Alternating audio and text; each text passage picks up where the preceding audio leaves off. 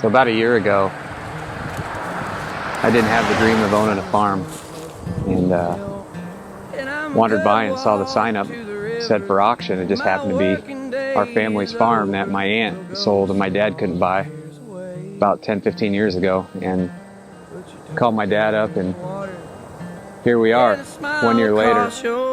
And tell me that you love me, lovely Lady May. So this is the old barn that I played in all the time. Shot sparrows out of the top. We had the old hay loft up here. Obviously we don't have hay anymore. We had livestock when I was little, but not anymore. This was one of the first tractors that I ever drove, but I'm going to show you the first tractor that I ever drove. Sitting right here is the old allischalmers that my dad had when we were little, and he's fixed it up. I guess it still runs, but I remember that was the first tractor that I ever drove, and my dad had me drive it while he was with a handheld plow behind it.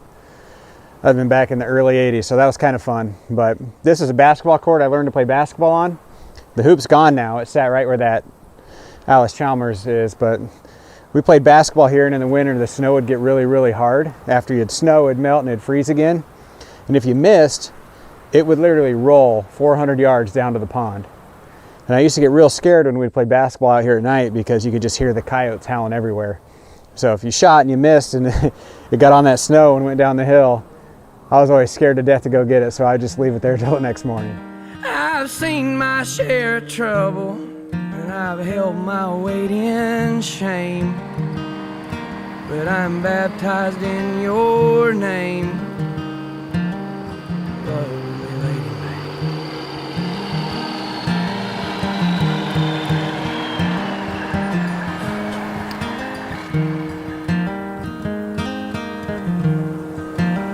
Yeah, I came down yesterday and it was a lot of fun. Sat in a tree line right over there.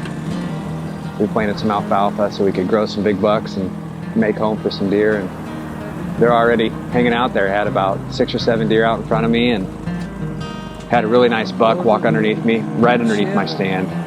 In my early years I probably would have shot it, but right now I'm more into management, and I want to make sure that we grow some big deer. If you shoot them small, they never grow big, so that's what we're planning on doing here. And there's nothing like sitting out and watching nature wake up, watching your own farm come to life.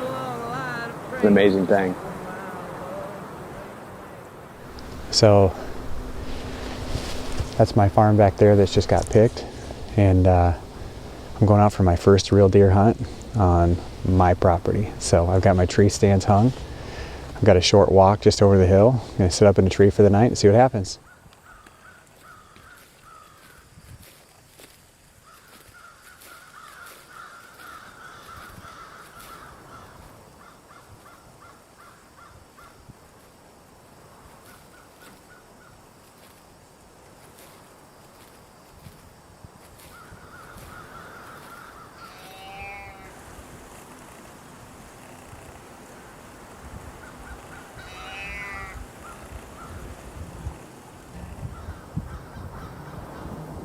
You know, we all have dreams, and sometimes they seem like you can achieve them, but then something happens in your life where that dream changes, and that's what happened for me. You know, I didn't have that dream of owning a farm, and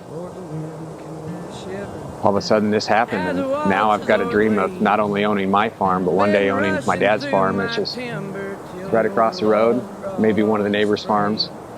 But I was blessed to be at the right place at the right time and have the opportunity to come through when this came up for sale, because land doesn't come up for sale very often. When I went to that auction room, it was kind of intimidating. I saw some of those old farmers that, you know, I haven't seen since I was a little guy. And I mean, it was crazy to walk into that room and see all these people that I knew who were all retired and all had big money, and they were able to buy this farm, and you know they all probably wanted to because it's a good farm. It's got a lot of crop, 140 acres of corn tillable.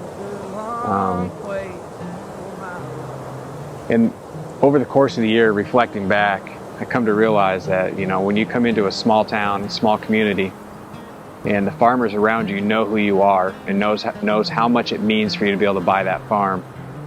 And at that auction, nobody bid against me. It was the craziest thing. And at the time, I was so nervous. It was a huge purchase for me, but I was so nervous. And I look back at it over the course of the last year, and I realized they didn't bid against me for a reason. And that's what community is all about. And I couldn't be more blessed to grow up here and know some of these farmers and know that they all have integrity, they all are good people, and they want to see success in the young farmers. When I grew up back in the early 80s, farming wasn't so good. A lot of farmers went broke. I know my dad fell on some really, really hard times financially. And I think my grandpa bailed him out. And it was a time when I grew up, kids, they weren't inspired to farm. It wasn't something that, my dad wanted us to do because it was so hard on him and there wasn't much financial gain from it. So farming was really hard. When I grew up, he didn't really want me to farm. He didn't want my brothers to farm. There just wasn't much in it. He worked his tail off over and over and over again for the same results. And, lucky for me and lucky for him, he stuck it out and farming came around. But my generation, we weren't brought up to farm. We were brought up to get off the farm. And so today, looking back, that's why all these corporate farmers are coming in and taking over all the farm ground, because the generation that should be in those fields working every day isn't. So now that acronym ANF, American East Farmer, is truer than ever, because the small guys just don't exist. They don't exist because of opportunity. They don't exist because they can't get ahead of the game. Equipment's super expensive. Farm ground's expensive. So if I could lease a farm out for a little bit less per acre for one of those smaller guys and give them an opportunity to grow and be successful, that's what it's all about. Now the mountains all are blushing, and they don't know what to say, except a good long line of praises for my lovely Lady May. Now I ain't the toughest hickory that your axe has ever felled, but I'm a hickory just as well. I'm a hickory all the same. I came crashing through the forest as you cut my roots away, and I fell a good long ways for my lovely